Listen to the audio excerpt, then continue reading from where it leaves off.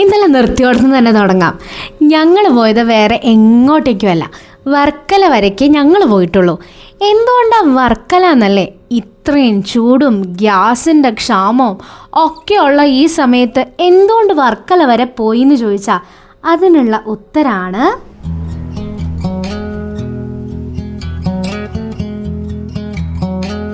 ഈ ഒരു വ്യൂവിൻ്റെ ഭംഗി മുഴുവൻ ആസ്വദിക്കാനാണ് ഞങ്ങൾ നേരെ വർക്കലയ്ക്ക് വന്നത്.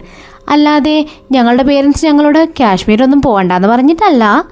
എന്താണെങ്കിലും അസ്തമയ സൂര്യനും ആ ഭംഗിയുള്ള കടലും അതിലെ തിരമാലകളും ഒക്കെ കണ്ട് ആസ്വദിച്ച് ഞങ്ങൾ നേരെ മുറിയിലേക്ക് പോയി.